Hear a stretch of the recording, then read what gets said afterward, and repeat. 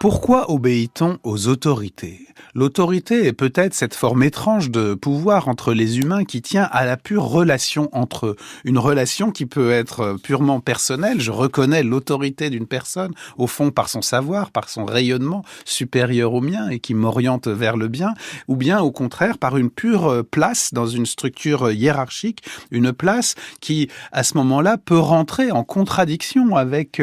certains régimes politiques, en particulier avec, dans nos démocraties, la question de la liberté et de l'égalité. Dans des systèmes politiques qui reconnaissent des hiérarchies naturelles entre les humains, naturelles, c'est-à-dire fondées dans la nature des choses, à supposer que cela soit possible, alors l'autorité du maître sur l'esclave, de l'homme sur la femme, du parent sur l'enfant, sera fondée dans une théorie absolue qui postule une inégalité de fond entre les êtres humains. Mais comment accepter l'autorité dans un système politique fondé sur la liberté et sur l'égalité, comme c'est le cas dans nos démocraties,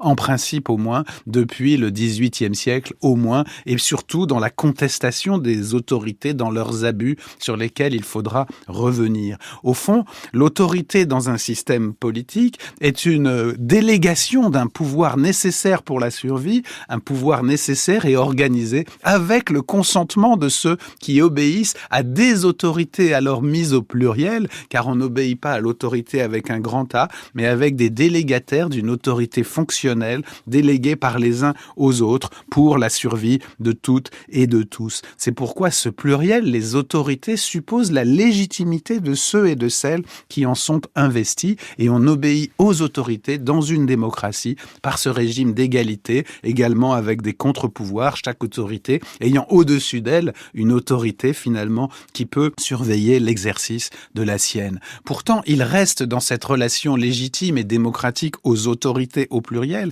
le double extrême de la soumission à l'autorité comme pure fonction hiérarchique possible, avec ses abus toujours possibles d'un côté, et de l'autre côté, le spectre plus heureux de la reconnaissance du rayonnement d'une autorité morale. Du côté de la soumission, plusieurs expériences de psychologie après les désastres du XXe siècle et de la tyrannie, de la dictature revenue parmi les humains ont testé la forme pure de ce que l'expérimentateur américain Stanley Milgram a appelé la soumission à l'autorité. On obéirait à l'autorité sans même se demander si ce qu'elle demande est juste par le symbole même de l'autorité, par exemple la blouse blanche. Ainsi,